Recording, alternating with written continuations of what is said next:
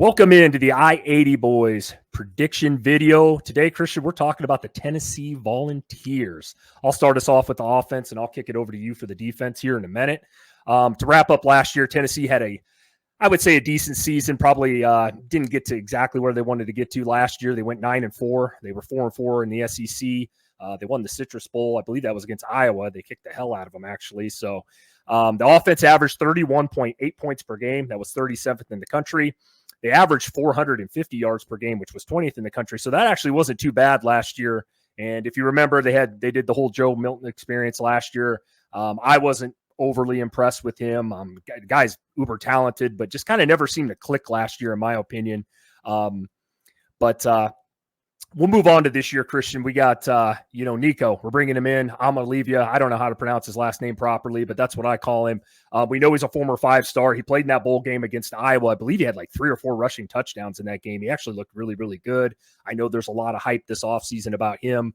I think he played in 4 games last year. So actually he's got a little bit of experience. I think that'll be good for him this season and Heupel in that offense. So moving on, though, they do return Bru McCoy. We talked about him. He had that horrible injury last season. He's back. Hopefully he's healthy. He's a stud. And then they get Squirrel White. I think they need a little bit more out of him this season. He was hyped up a lot. He had some good games last year, but consistency was kind of one of his things last season, I would say. And some of that you could blame on the quarterback play as well. So, like I said, wide receiver-wise, Tennessee should be all right this season. They got some playmakers out there. So they also bring in Oregon transfer Deontay Thornton Jr., and they also bring in another kid from Tulane. I think his name is like Chris Brazel. So that should help elevate that offense as well. The offensive line returns 3 starters, so that's not too bad.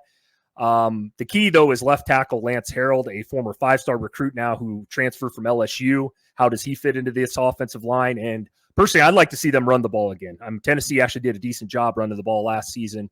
They had Dylan Sampson, so he'll be back. And I think he had like 600 yards, 7 touchdowns, something like that last season. So not too bad there. So like I said, my thing offensively this year under Heupel is this going to look more like last year where they kind of had to rely on the run a little bit more, Christian, or is this more like the Hendon Hooker days a couple years ago? You remember that offense. They were electric that year. He was one of my favorite players that season. So it'll be interesting to see what they do this season. But I'll kick it over to you for the defense, Christian. Yeah, Chris, you said it exactly right. Tennessee, we know they can play offense, right? Even in a down year a little bit by their standards, they still have a great offense. The defense is what I'm going to talk about today, right? And they actually ranked 32nd last year in total defense. So they dramatically improved over the last couple of years, right? Tim Banks is doing a good job with that defense.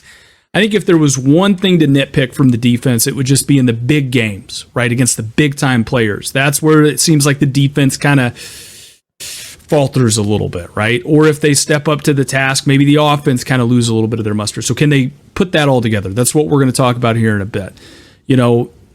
I think Tim Banks is doing a great job. He returns a ton of talent on that side of the ball, and it starts and ends with James Pierce Jr., arguably one of the best players in the country. Not just the best pass rushers, one of the best players in college football, right? He had 9.5 sacks last year, and I look for him to build on that again this year, right? The D-line's going to be just as stout as they were last year, right? I look for the nose tackle, Omari Thomas, to command double teams, which is going to help Pierce and some of those edge rushers live in the backfield, right? Look, very talented sophomore linebacker, Aaron Carter. I remember last year, I believe he was a true freshman, and he saw a lot of playing time. I think he's going to see even more playing time, obviously, this year. I look for him to pace these linebackers, man. He's going to be that guy that's going to be able to kind of keep everybody in check. The biggest question mark about this defense is their secondary, Chris, right? They lost 10 defensive backs from last year's team. Now, a lot of the guys they lost played a ton. So the guys they got coming back didn't really play a whole lot last year. A lot of guys with sub 20 or less tackles, sub 30 or less tackles from last year, right?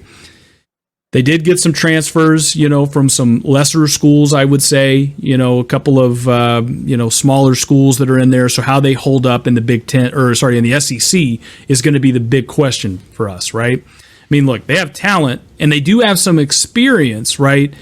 But my question is, who is going to step up in that secondary? It's great if you can generate pressure, But if you get shook out of your shoes and there's too much separation there, and these SEC wide receivers are able to kind of get open, you're in for a long day and a long season.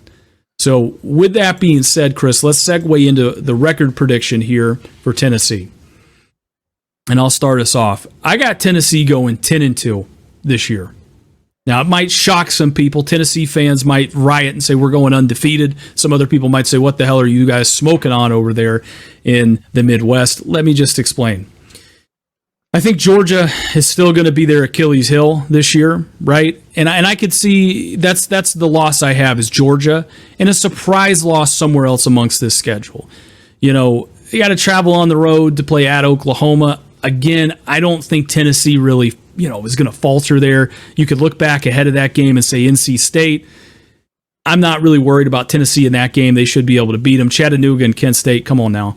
We're not even going to play that. Then you got to add Arkansas. Again, this is a make or break year for Sam Pittman, but I just like Josh Heupel. I think the defense has improved every year. The offense has been solid.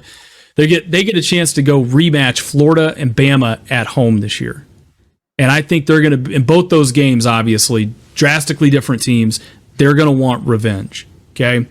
They beat Bama a couple years ago. They beat Florida a couple years ago. Last year, they were beating Bama, had them on the ropes. Bama came back and annihilated them.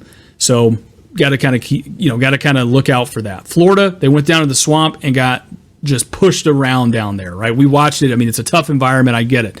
Florida has got to travel to Neyland, and boy, revenge is best served cold, right? And I think that's what they're going to do. Then you got Kentucky. We know Kentucky's not going to be a slouch there. Mississippi State, probably going to be one of the worst teams in the SEC. Then we talked about you got to go on the road and play at Georgia. It's going to be a very tough game, in order to win there. UTEP, come on. Vandy, come on. You know what I mean? So, yeah, a very interesting schedule for Tennessee. Very winnable, very manageable for them, I think. Chris, I'll turn it over to you. Yeah, I was surprised there. I have them going 10-2 as well. Vegas has them at 9. I will predict the winners and losers here, though. Chattanooga, that's got to be a dub off the rip. NC State will be an interesting game. Why? Because NC State's going to be rated in the top 25 to start the season. They won like 9 games last year, and there's some hype behind them if you follow other channels. But I'll tell you what, if they do drop this game against NC State, forget everything I'm going to tell you. I'm moving on here, but Kent State, you got to win. You got to win that one. You got at Oklahoma. I think this will be a really, really good game. I think for both programs. I'm giving Tennessee the win here, though, but it wouldn't shock me if Oklahoma came out and won that game. You got to travel on the road at Arkansas, so 2 back-to-back road games there. I have you winning that one as well. And this is where I'm probably an idiot. Florida has owned Tennessee for whatever reason the last 10 years. Last year I came on here, said Tennessee's going to win. They didn't. They got pushed off the field, like you said. I'm going to be an idiot again or look like a fool again. I'm taking Tennessee in this one. They do get them at home this year, though. But that game is always, for some reason, it has really leaned Florida lately. I do have you dropping the game against Bama. Now, I know you get them at home. That should be a really, really good game. Kentucky's another one. I'm pretty high in Kentucky, so is Christian this season. We put out a prediction video for that one. I have Tennessee winning this one, but it wouldn't shock me if Kentucky, you look up the fourth quarter and it's a close game. You got Mississippi State. Christian alluded to that. Probably one of the worst teams in the SEC this season. I also have you dropping the game against Georgia. So there's my 2 losses, Bama, and then at Georgia.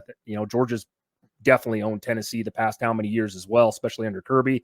And then you got to finish the season, with wins against UTEP and at Vandy. So, Christian, I have them going 10-2 overall. I want to ask you a question here. What is the floor? What is the ceiling for Tennessee this season?